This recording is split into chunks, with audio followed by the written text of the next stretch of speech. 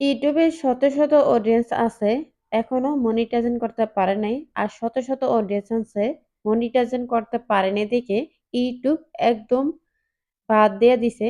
তো কি কারণে কি বাদ দিয়ে দিছে বা কি কারণে কন্টেন্ট মনিটাইজেশন সেটআপ করতে পারেনি, আমি সেই বিষয় নিয়ে কথা বলবো। তো আজকে ভিডিওটা কেউ স্কিপ করে দেখবেন না।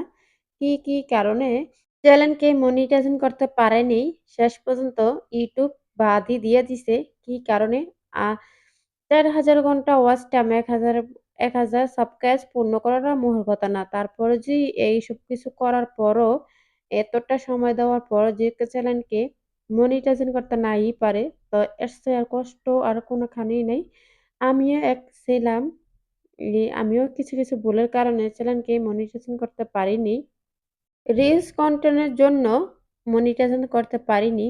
তো মনি রিলস কনটেন্ট কেন আসে সে বিষয়ে আজকে কথা বলবো। রিলস কনটেন্ট তখনই আসে যখন আপনি ইউটিউবের ভিডিও ইউটিউবেই ছাড়েন। কাট সেট করে এডিট করে যতই করেন ইউটিউবেই ছাড়েন। ওই কারণে একবার যে ভিডিও ইউটিউবে আছে আর সেকেন্ড টাইম যে ভিডিও ছাড়বে সেই ভিডিওটাই কাট সাট করে যেই ভিডিওটা ছাড়বে তার চ্যানেলে তার চ্যানেলে রিলস কনটেন্টের জন্য মনিটাইজেশন করতে পারিনি। তো এই ভুলটা প্রতিনিয়ত অনেক, অনেক কনটেন্ট ক্রিয়েটররা করতাছে। যারা নতুন বন্ধু আছেন ইউটিউবে, এখান থেকে এ এ ইউটিউবে থেকে, ফেসবুক থেকে, টিকটক থেকে ভিডিও এনে ইউটিউবে ছাড়ে। কিন্তু এই ভুলটা করবেন না।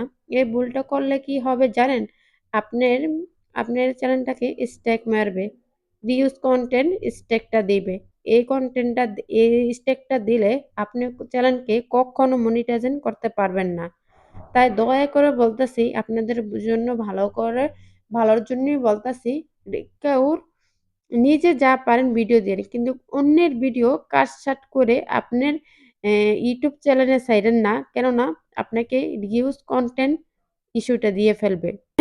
রিউজ কনটেন্ট ইস্যুটা দিলে এটা সহজে যায় না। ৩ মাস পরে আবারও এপ্লাই করতে হবে কনটেন্ট মনিটাইজেশনের জন্য।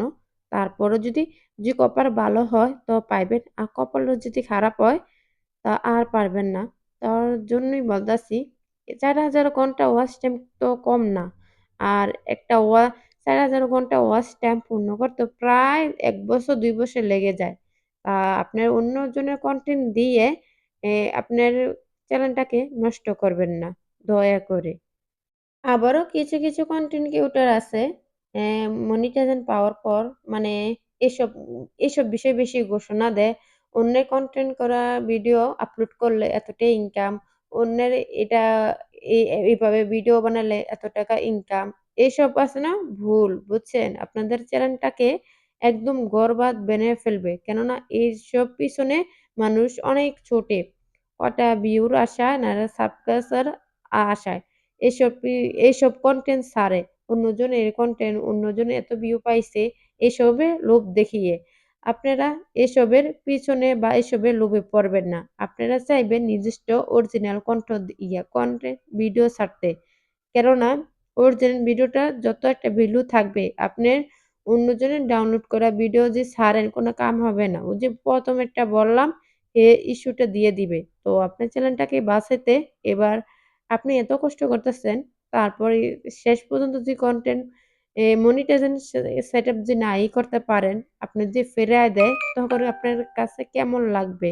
যারা নতুন ইউটিউবার আছেন বা পুরানো ইউটিউবার আছেন, যারা অন্যের কনটেন্ট দিয়ে টাকা লাখ, লাখ টাকা ইনকাম করবেন স্বপ্ন দেখতেছেন, এসব চিন্তা বাদ দিন। আর যাদের চ্যানেল মনি হয়ে গেছে, অ্যা তাদের চ্যানেলকে বাঁচাতে অন্যজনের ভিউর আশায় অন্যজনের ভিডিও ছাড়বেন না। কেননা আপনার চ্যানেলটাকে বরবাদ বানায় ফেলবে।